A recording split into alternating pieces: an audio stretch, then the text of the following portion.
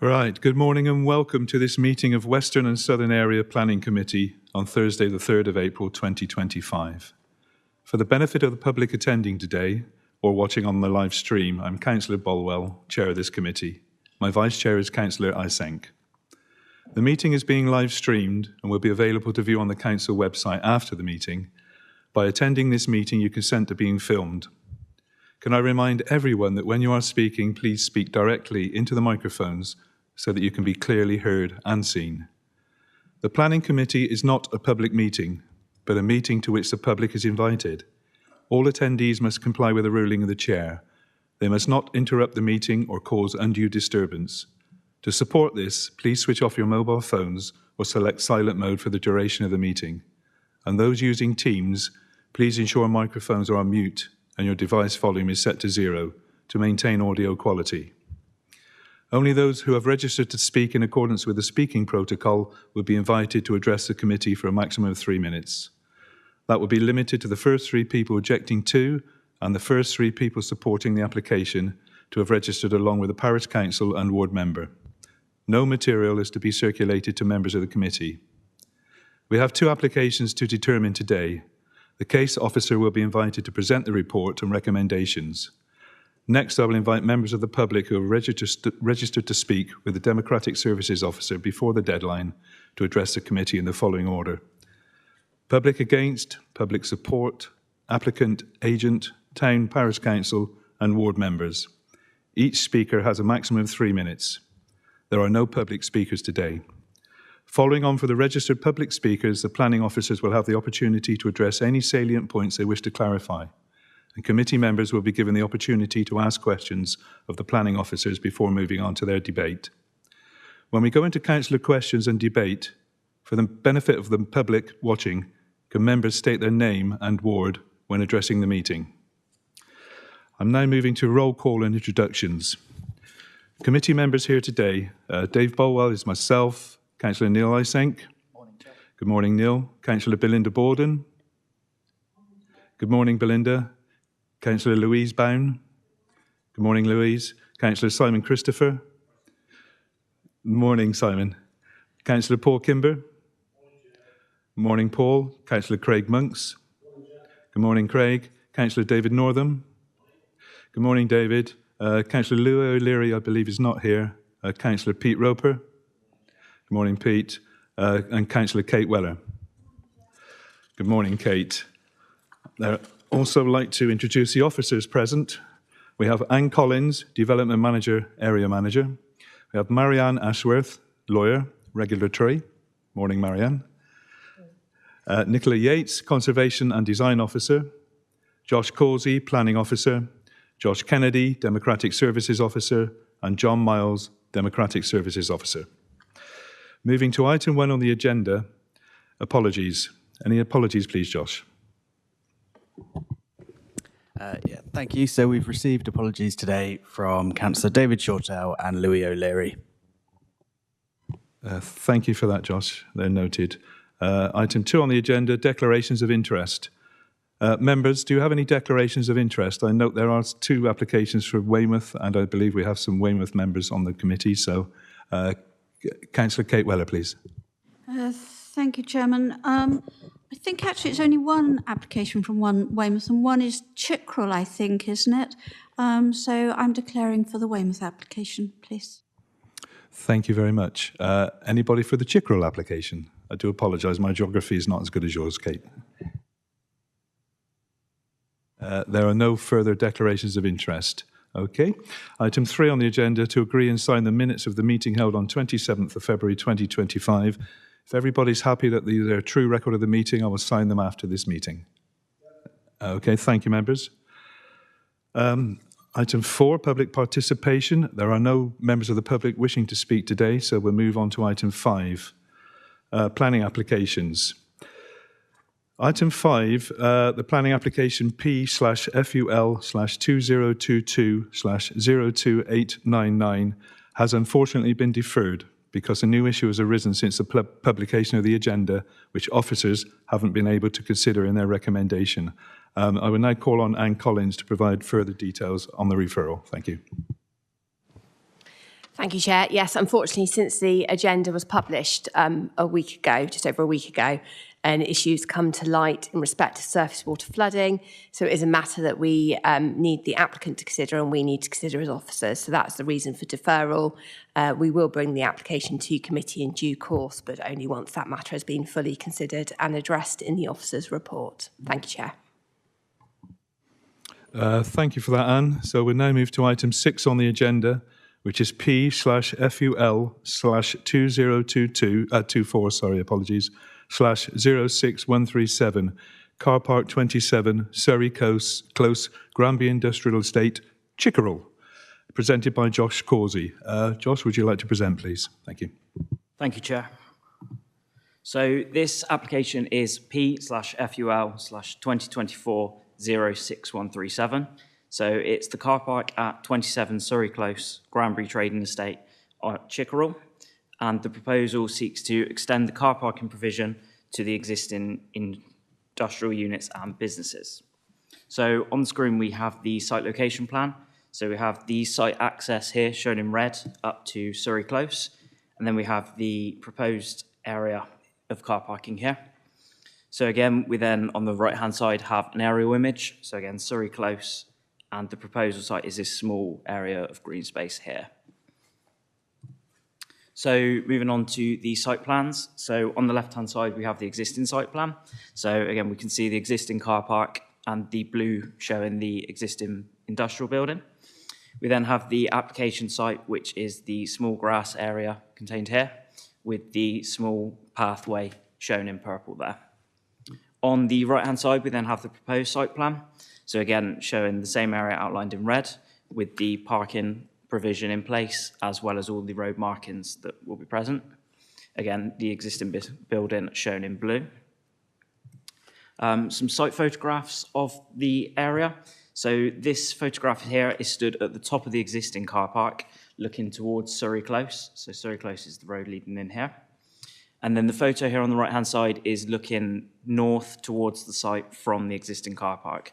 So again, you can just glimpse the green space here at the bottom where the red marker is. So again, then furthest point north of the existing car park here, looking towards the area to be converted. Again, shown here is the completely uncovered, untreed area. And then the photograph on the right-hand side is taken from the point of the footpath entry to the site. So it's a footpath, but it's not a public right-of-way. It links to the main road to the north, but again, not a public right-of-way. So looking at some key constraints for the site. So the site is within the defined development boundary of Weymouth. It's also within a key employment site, which is the Granby Industrial Estate. As per the updating sheet, the application site is now partially within a 1 in 100 and 1 in 1,000 surface water flood risk. And the access is also partially within a 1 in 30, 1 in 100 and 1 in 1,000 surface water drainage risk area. The proposal is also located on Dorset Council land, and that is the reason for referral. So looking at the principle of development, so the site is located within the defined development boundary of Weymouth. As per policy SUS2, that is where a greater proportion of development should be proposed. The site is also within a key employment site. So policy Econ2 supports economic growth. Whilst the site isn't proposing any direct employment use, we believe it's in accordance with the policy as it offers facilities to encourage the continued use of those on site as well. So moving on to highway safety, the proposal increases the area for parking by 26 additional spaces. It utilises the existing access onto Surrey Close, which is an established access serving multiple units, all with good visibility and access. There's been no objections raised by Highways, subject to a number of conditions as set out in the report. Looking at the scale, design and impact on character and appearance, the proposal seeks to extend the existing car park as per the site photos, and it's in a match in appearance of scale and of appearance also. It's considered that due to the siting and location at the northern end of an industrial estate with no views in or out of the site, it would not result in harm to the character and appearance of the area. In regards to arboricultural, the proposal does result in the loss of one tree, which is a Category C apple tree. As per the arboricultural report, it's considered the tree is not worthy of protection, and therefore it's acceptable for the loss. The proposal includes a number of mitigation for the remaining trees, so it includes tree protection plan, fencing even. It also includes a no-dig zone and the use of a grid system, so it's not built on the existing land, it's built above, so it doesn't impact on roots, etc. There's been no objections raised, and subject to a number of conditions, is considered that the proposal is acceptable. And finally, moving on to flood risk. So as per the updating sheet, the application site is now in an area at risk of 1 in 100 and 1 in 1,000 surface water flood risk running through the centre of the site. And again, the access is partially within the above and 1 in 30. Following consultation with the LLFA, they've raised no objections to the proposal, with it being a water-compatible development, and it's subject to a number of conditions, including a condition requiring surface water drainage details to be provided prior to commencement of works. Finally, the recommendation is to grant subject to conditions as set out within the officer's report. Thank you, Chair. Thank you, Josh. Very clear and concise. Members, you have an opportunity first for technical questions to the officer, if there are any. Could I please see, raise your hands? Councillor Weller, followed by Councillor Kimber. Can I ask what material is being used for the car park service? Is it one of these sort of semi-permeable, or is it just sort of straightforward tarmac? So it's just straightforward tarmac, so there's no sort of suds, and it's not semi-permeable, etc. It is purely tarmac on top of the sort of confinement grid surface. Are you happy with that, Councillor Weller? I'm happy with the answer. I'm not happy with with what the answer said. A subtle distinction there. Councillor Kimber, followed by Councillor Borden, please. Yeah, thank you, Chair. Councillor Paul Kimber, Portland. I wonder if you could show us, Josh, the tree that's on the overhead, please.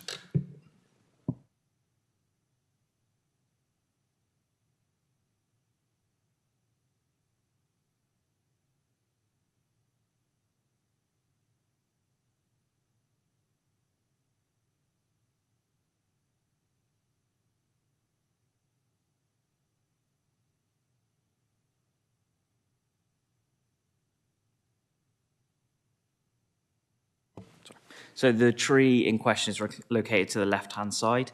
I will show you with the pointer. Okay. So it's located here. So it's not actually within the site, it's adjacent to it, but it overhangs partially. Thank you, Councillor Kimber. Are you happy with that? Well, not happy that we've got to knock that apple tree down. I'm just thinking of the workforce that may want to get an apple at dinner time, but there we go. Okay, thank you. Councillor Borden, please. Thank you, Chair. This possibly might be an unfair question, but following on from Councillor Weller's question, in July of, I think it was a year and a bit ago now, the council passed a motion unanimously to encourage, through the planning process, promoting the use of permeable surface treatments where this is achievable. And so I was just wondering whether, I mean, I haven't seen any of this in action. I'm just wondering whether that was, whether a permeable surface was considered, because you are actually talking about a biodiversity loss, and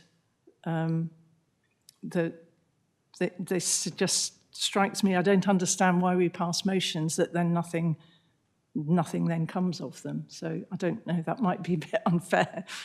Also, just to clarify what the biodiversity, I think you mentioned some offsetting required. Could you just clarify what that actually entails? Thank you.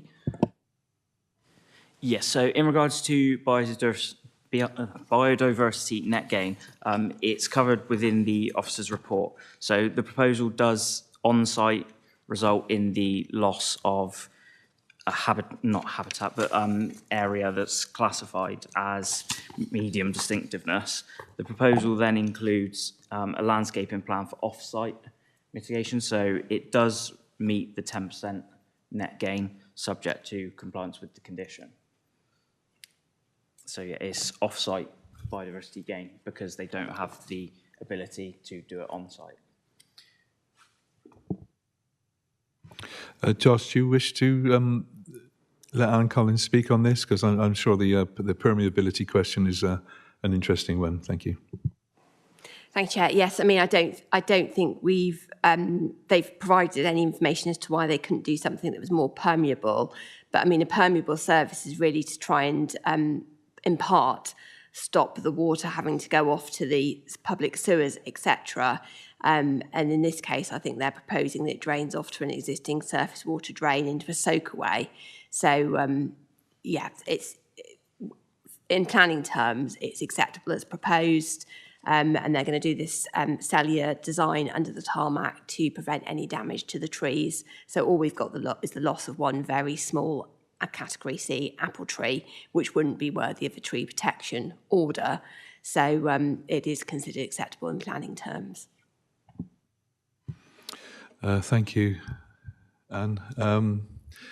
Belinda, I'll come back. I'll give you a chance to speak because it's an interesting question, to be fair. And I think obviously the tarmac matches the rest of the car park, which is possibly the reason why they're going that route. But it's worth exploring. So if you'd like to come back, you can. Yes, thank you. I suppose my answer is similar to Councillor Weller's, which is it isn't as I would wish it to be, particularly given that the council voted. Well, we had one abstention, but the entire council voted for the motion back in July 13th, and this is not being put into practice, so this concerns me slightly. Thank you. Thank you. I think in this case, the fact that it goes to a surface soakaway, etc., and not down into the sewers, it possibly mitigates it slightly, but I take your point. It's very valid. Councillor Northern, please. Thank you, Chair. Couple of questions, really. This site sits on the boundary between Weymouth and Chickerell. And when you refer to the Weymouth built-up area, it's actually a Chickerell built-up area, but whether it's labelled Weymouth, I don't really know and understand. But it is within the Chickerell neighbourhood plan area, and I'm not sure whether there's a policy 4 in the Chickerell neighbourhood plan is a wildlife corridor, and it's not clear from their map whether this lies within that area. That's my first question. Does this lie within the Chickerell neighbourhood plan wildlife area, proposed wildlife area? Well, it's in the policy.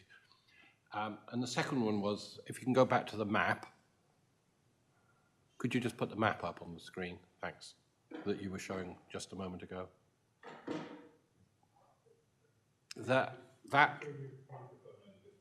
Thank you. Sorry, you can see the golf course, and to the north of the golf course is a crescent of land that's owned by Dorset Council, adjoining the site, and it's a key.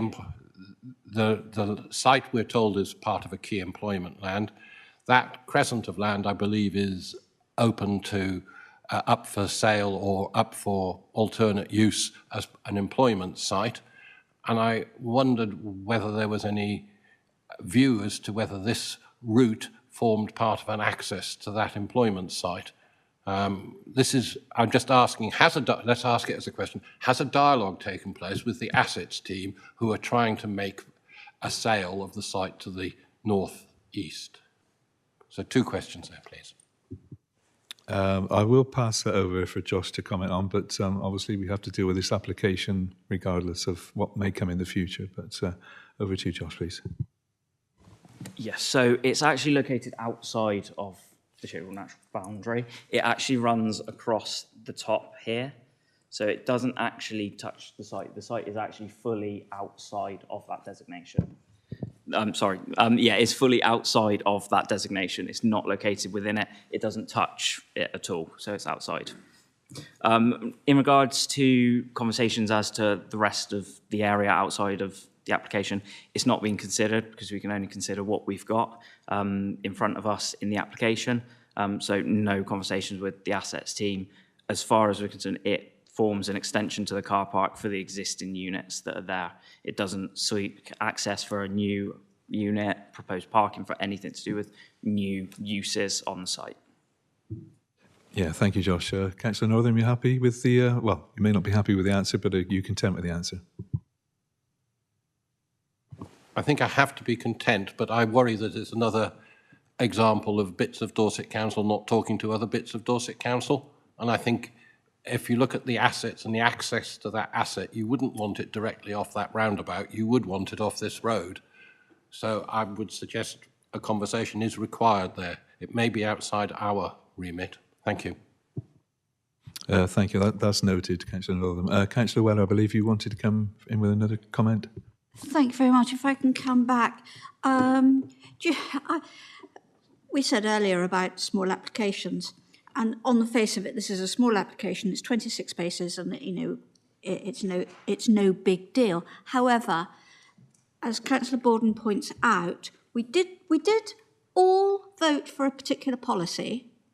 We also have a policy about when we cut down one tree, we plant two. I don't know whether that's still in existence, but it certainly was. And I know it's only a small apple tree, but actually small apple trees become big and very attractive, very significant apple trees. And this is on our land.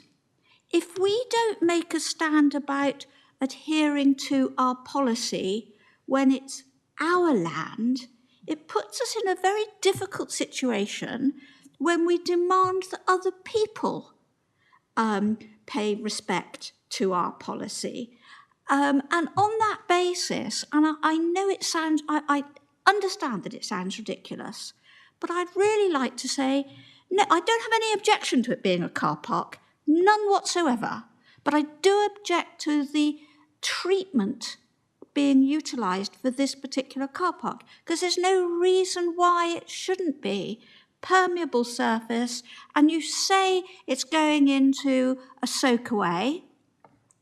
We all know that these soakaways are these days inadequate, and we see evidence of that up and down the county with the ramifications of that. And pretty much every car park we have floods. We all get out of our cars into a puddle. Every single one of us has an instance of that, and we're potentially creating that again. So I know it's really petty, but I don't think we should approve it. I think we should go back and design it for now with our policies in mind. And I see that Anne's got something to say about that, and I don't doubt she has. But I just think that we've got to start putting our money where our mouths are, in effect. That's okay, Councillor Weller, don't worry. I hear what you're saying. I think whether we can protect every single type of tree that we have that's growing is a completely different subject. So I'll pass over to Anne. I'm sure she's got some words of wisdom on this one. Yes, Chair. The policy about 2 for 1 is actually a Weymouth Town Council policy, I believe. It's not a Dorset Council policy. In terms of the tree, you could refuse it based on that today. This afternoon, the tree could be cut down. It's not subject of a TPO. So there is nothing we can do in that respect, and it wouldn't be worthy of a TPO. In terms of the surface water drainage, the report alludes to it potentially going to a soakaway or to the surface water drainage. Surface water drains. We have condition 5, which requires a surface water drainage scheme to be submitted. We could potentially amend that condition to require it to be a soakaway, subject to details, and that also requires it to be maintained for the lifetime of the development. So should said soakaway become blocked, not maintained, etc., there is a requirement in the policy for it to be maintained, and we can enforce against that. So that is an option open to members if they want to be more specific about how the drainage is dealt with, to reassure that it's not going into the public sewer. Thank you, Anne. So if you just hold that thought, Councillor Weller, because we're still in technical questions, so it may be that in debate we could explore that a bit further. Councillor Monks, I believe you had your hand up.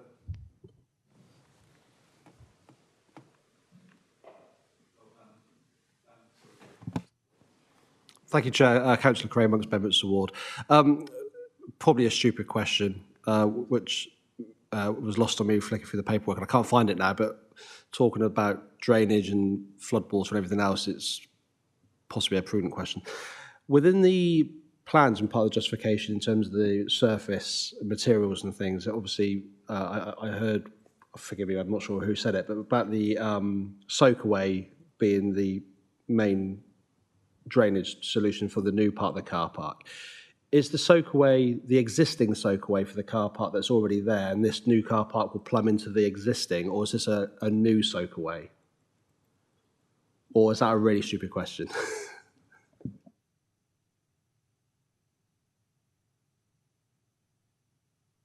Just bear with while the officers confer. Are you ready, Josh? Thank you. Yes, so my understanding is that the proposal mentions that it's the existing soakaway to be utilised, and I believe it's actually shown on one of the drawings. So there's a drain cover here, which they mention. Obviously, the condition requires that they come up with a suitable solution. So again, the condition 5 covers this. So whilst it might say that they're using the existing, it may be a case that that's not suitable. The condition would still require them to produce a suitable sort of proposal. So whilst they say in the application it could be the existing, it doesn't necessarily have to be when it comes to discharging the condition. It just has to be a suitable solution, essentially. Yeah, I understand, Josh. So could members keep that in mind? There's condition 5 there that says an acceptable plan has to be put forward. Also, there was a mention from Anne Collins that we could strengthen the condition if you wish, but we'll explore that in debate. Are there no more technical questions? Sorry. Councillor Christopher. Councillor Simon Christopher, Marshwood Vale Ward. I've listened to what a number of members have said about this particular application, and I'm coming around to the idea that members are not happy. They're not happy because of the loss of the tree. They're distinctly aware of the fact that the council declared a climate emergency in 2019 and that we should be doing everything we possibly can to encourage people to actually travel without the use of the private motor car. And essentially, this matter is in the hands of Dorset Council, and officers appear to have brought forward a scheme that members are not happy with, and perhaps members might be happier with a smaller extension to the car park. But I do get the impression that other members, and particularly Councillor Borden, who spoke so eloquently, is not happy, and that is a very bad sign. Yes, I take your point, Councillor Christopher. Are there any more technical questions before we move to debate where we can explore this a bit further? I do remind members to focus on this. We've already been told by Anne Collins that the tree could be cut down tomorrow and there's nothing we could do about it. I don't say that actually means that we can do that, but it is something to bear in mind. Plus the fact that soak away condition, I think, will be satisfying the surface materials being used. So please bear that in mind before we get too deep into murky waters. Thank you. Who would like to open the debate, please? Councillor Monks. Thank you, Chair. As a West Dorset councillor, I'm not particularly familiar with this area, so I would always lean to colleagues that are closer to home with the application to sort of guide me slightly. But on the face of it, I don't have any major concerns or reservations over the application, and I take your point with regards to removing trees that don't have orders and things. The condition around suitable drainage seems to be the point that most members are uncomfortable with. And actually, I think our own motion and our own policies provide the solution. So I would suggest that condition, rather than be suitable materials, is, and I'm sure my colleague here will correct me, but will lead into the motion, which is the permeable surface. And to me, that follows our motions that were passed on our own land and also provides a solution to the potential problem. And to me, other than being different materials and looking a bit unusual or whatnot, I think that seems like a fairly sensible solution that would possibly help members with approving the application. There's going to need to be something else, because I'm not an expert in soakaways by any stretch, but I've fitted a few in my younger years, and generally speaking, without being an engineer, I'd suggest that an existing soakaway won't be suitable if you're increasing the mass of the car park. So there will need to be a suitable solution. Why not be within the motion that was passed previously? I don't really see the issue with that, but I'll let other members correct me. Yeah, thank you, Councillor Lennox. I think we need to focus on the fact that there's a condition there that says that the surface water will be dealt with by a soakaway. And a suitable system has to be designed before the officers will let this go through. So we can't design it here and now, and I don't want to design it here and now. I don't think there's any suggestion to change the materials. It will be tarmacked. That's what's in front of us. So we need to decide whether we're happy with that, and we're not changing it, because that's not our remit here today.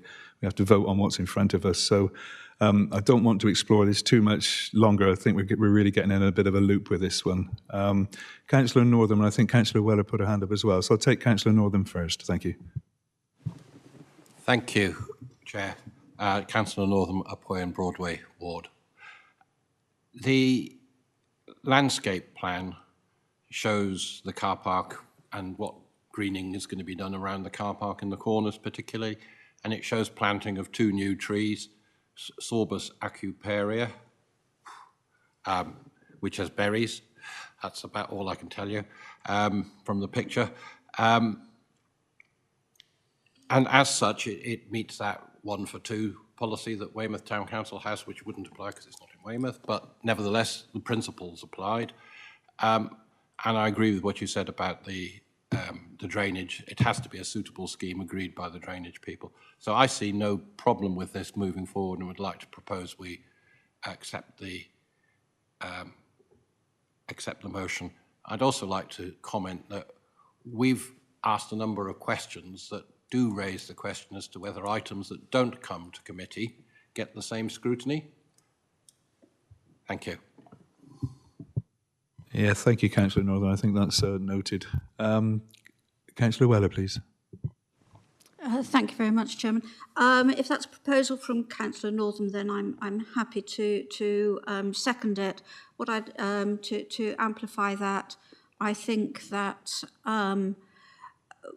we'd want to strengthen that clause. So the existing surface water drainage, we would want improved and extended so that we're confident that it will cope with the extra tarmacked area, that extra area for the 26 cars. And given that proviso, I have no objection as such. We do need to do that, and I think that Councillor Northam is absolutely right. We need to scrutinise these sorts of applications. So I'd like a note of that we scrutinise these sorts of applications very, very much more carefully. So, because so many of them, if it wasn't our land, this would almost certainly have been a delegated decision. And it's easy with the amount of workload that our officers have. It's very easy for them to maybe miss these points, which actually are at variance with what we've said now, that we want surface water flooding risks to really be looked at with a much higher degree of scrutiny. And I would add that wherever possible, despite the fact that I suspect it's more expensive, that we do start pushing for these permeable surfaces wherever possible, because those technicalities are now available to us. We should be taking advantage of them. Thank you very much. Thank you, officers. Thank you, Councillor Weller. Councillor Northam, I need to come back to you on that one because Councillor Weller is suggesting an improvement on the condition. So are you happy with it? I'll get Anne Collins to state what she said earlier, and if you're happy with that, we'll move forward with that one. If not, we'll have to go to the vote on your proposal that's been slightly seconded by Councillor Weller. Anne Collins, please. Could you reiterate the condition that you were suggesting earlier so that we can include it into the proposal, please? It was exactly the same condition as it is in the report, but subject to clarification in it that the expectation is the drainage will go to a soakaway. So that we'd be requiring details basically of a soakaway to be provided. Thank you. Councillor Weller, does that satisfy you? And Councillor Northam, are you happy to take that on board? Right, so we do have a proposal then, which doesn't really change anything on condition 5, I believe, but yes, we can carry on, Councillor Borden. So we have a proposer and a seconder as to the motion.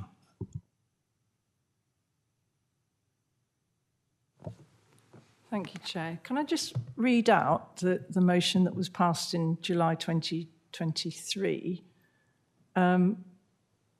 So it talks about engaging positively with central government in implementing Schedule 2 of the Flood and Water Act to ensure sustainable drainage systems are designed, constructed and adopted to national standards for the lifetime of the development, securing the separation of foul water from surface water. The preamble was about sewage in rivers and seas and needing to have a single system that delivers that separates foul water and sewage to the treatment plants. At the moment, it all goes in together. And the point 2 was, through both its new local development plan and any associated guidance, promotes the use of permeable surface treatments where this is achievable. And then talks about engaging with Wessex Water and South West Water to focus their investment plans on reducing sewage discharge by the amount needed. But as I say, I've been really puzzled about this because I've seen no evidence of this being put into policy, and yet it was agreed by 66 votes in the council. And this, as Councillor Weller has said, this is council land. There is an opportunity. You can do permeable surfaces for car parks. I don't understand why this couldn't have been explored. And now you're saying, Chair, that we can't change that. I'm confused. Thank you. I don't believe I've said it can't change it, Councillor Borden. It's just the fact that the condition 5 says it has to be a suitable drainage system, which we need to leave to the experts. But it's an unusual place to try and test this particular thing. I will go to Anne Collins for advice, please. Thank you, Chair. There's essentially 2 reasons why, as planners, we seek SUDs, Sustainable Urban Drainage Systems, and I hope I can reassure members that we really do in respect particularly of our major applications, and members will recall many a scheme put before them over the years for those longer-standing members where, we've shown you balancing ponds, drainage ponds, etc. That's all SUDs.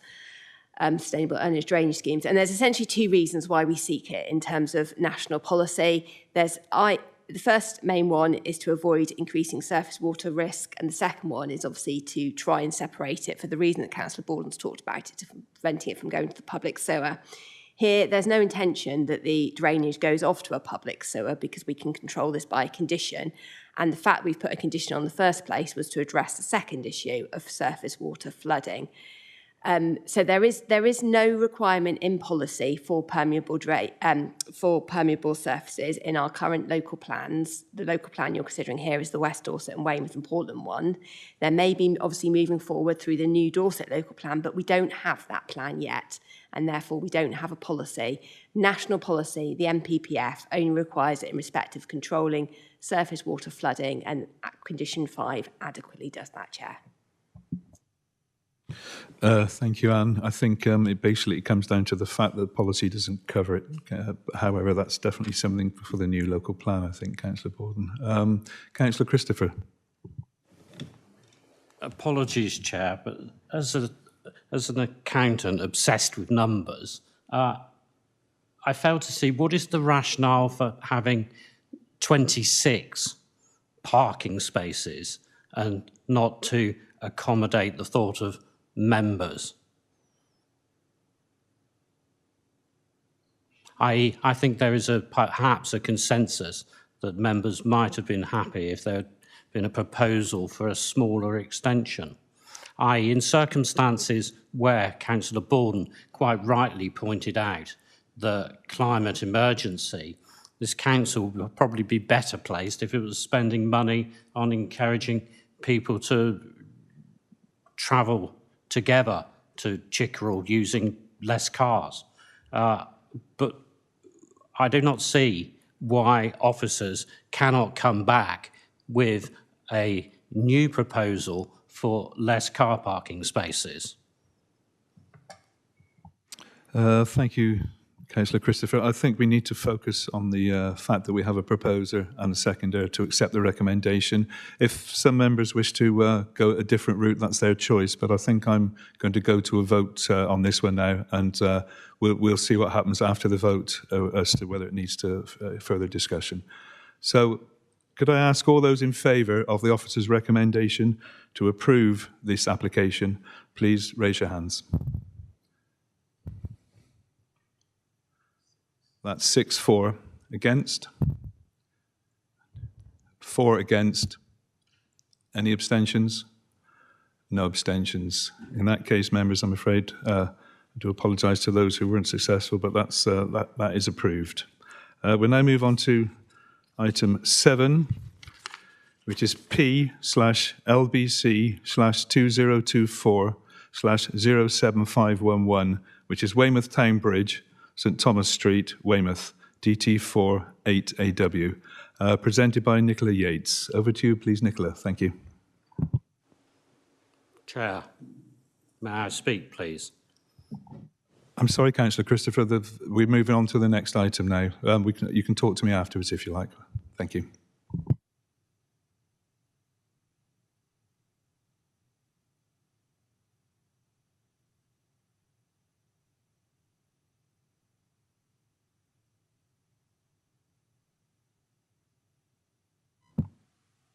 Thank you, Chair.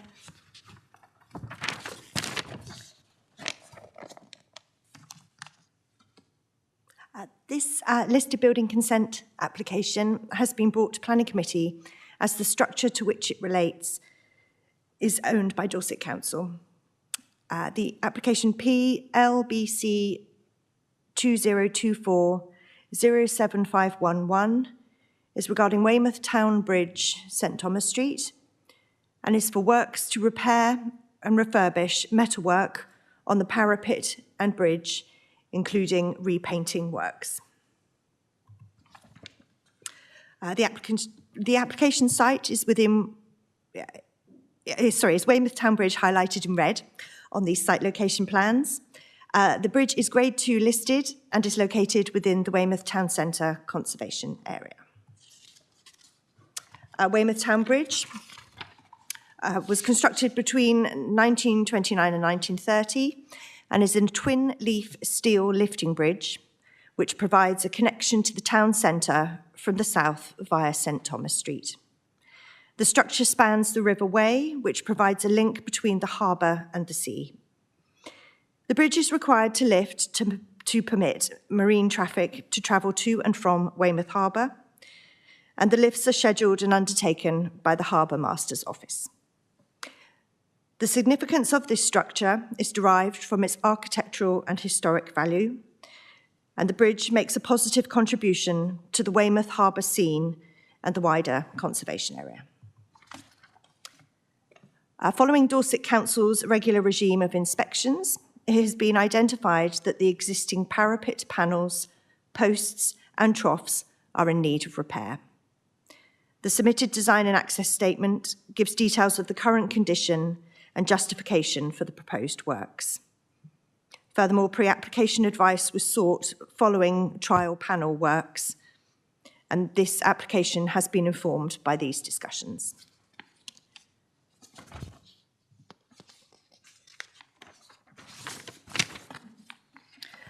The proposal seeks to carry out works to repair and refurbish the metalwork on the parapets and bridge, and the proposal would include repainting works. The key point 1 to consider it is considered that the proposal would see the loss of historic fabric where the existing elements are unable to be repaired or have lost their structural integrity, and that this would cause less than substantial harm to the heritage asset. Where there is heavy corrosion and section loss, the new elements would be created like for like.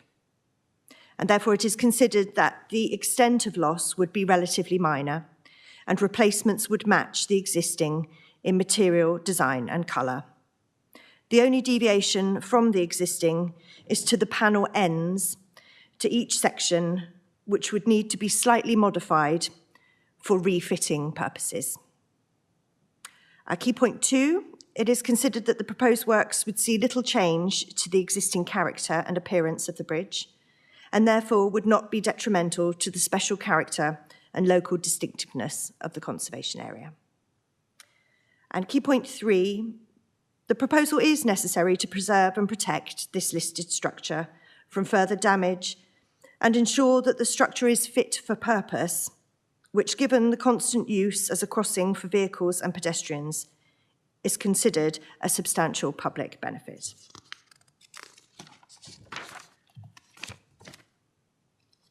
In conclusion, the proposal would not detrimentally alter the appearance of this heritage asset and therefore would not result in harm to the special character and local distinctiveness of the Weymouth Town Centre Conservation Area.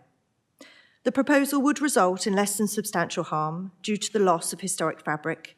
However, it is considered that the level of harm would be outweighed by the wider public benefit, complying with planning policy. We are therefore looking to grant approval subject to conditions, which would be the commencement within 3 years, in accordance with the approved plans, and the approval of a method statement for the works, including details of materials and finishes. This is the end of my presentation. Thank you, Chair. Yeah, thank you very much, Nicola. Members, please be aware this is listed building consent rather than a full planning application. Okay, are there any technical questions, please, for the Conservation Officer? Councillor Bown.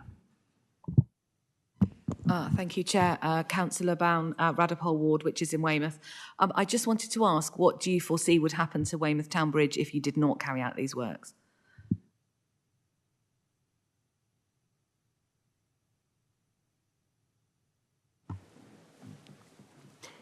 Yes, unfortunately, the corrosion and damage would just get worse, really, and spread further along.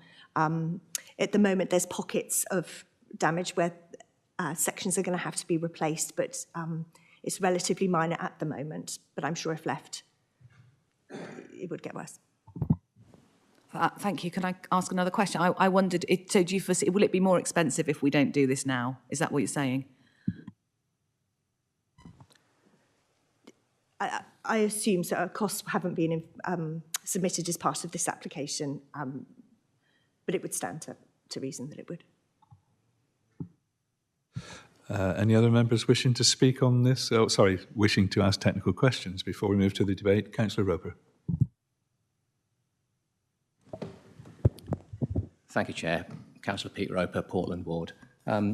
Regarding the condition of the panels, and there's a reference there to perhaps sort of, replacements of complete panels. I'm just wondering if we know at this stage just how many panels are in the condition where replacement might be the only option available. The panel that was removed and tested, it's only small pockets that need to be repaired. There's sort of couplings and decorative details. There's no whole panels needing to be replaced. The minor loss of historic fabric is, of course, originally those panels weren't meant to be removed and put back, and so the fittings need to be altered to enable that to be undertaken.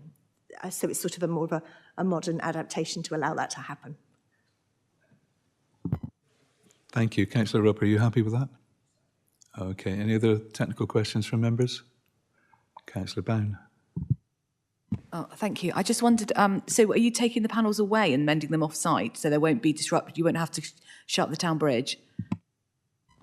Yes, the trial panel was taken away and dealt with, and they're going to do that in each panel.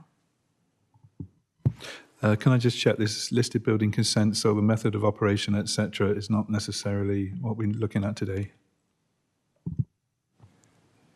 No, this is just listed building consent. Thank you, members. It's okay. There's a subtle distinction, I think, which escapes me most of the time as well. Any other technical questions from members, please? If not, I'm happy to move. Oh, sorry, Councillor Isenk wants to come in with a question. Thank you, Chair. Councillor Neil Ising, Eglinton Ward. I just wanted clarification really in relation to what the method statement would look at, and whether, in particular, whether it would take into account longevity of the materials that are being used to replace the existing asset, just so we're not going back in 10 years' time. And I'm thinking that is that covered under the? It's not covered under the listed building. I'll leave that to you, Chair, to clarify. Again, yes, that wasn't submitted as part of the application. The method statement is really just so everybody can confirm exactly the materials and finishes.